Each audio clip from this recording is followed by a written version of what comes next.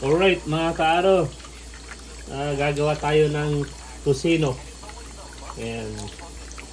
It's kaaro version. Ganito lang daw yun eh, lamas-lamas lang hanggang sa lumapot. Try natin kung anong kalalabasan. Alright. Alright, mga kaaro, after 30 minutes, ito na yung kinalabasan niya. Lumapot na siya. So, yeah. Ganito lang talagang no choice kundi mas-himasin. Kung hindi mo gaganituhin, hindi siya lalapot. Hindi natin makukuha yung target natin.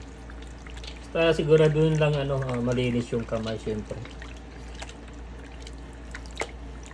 Bago natin lamas-lamasin. Yan lumapot na siya. So malapit na siya.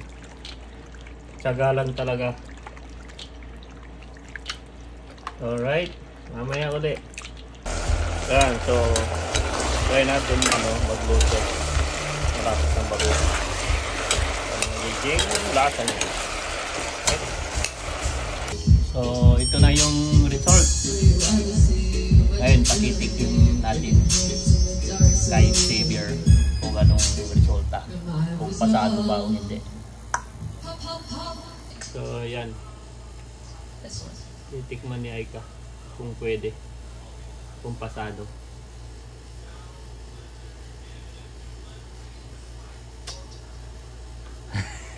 Mainit. What?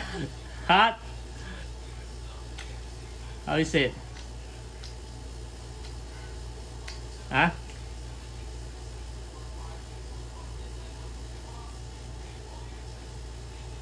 Hindi ba kapagsalita?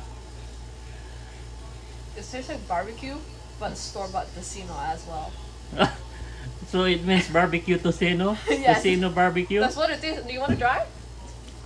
It tastes like your barbecue sauce. Oh, yeah? And then tocino.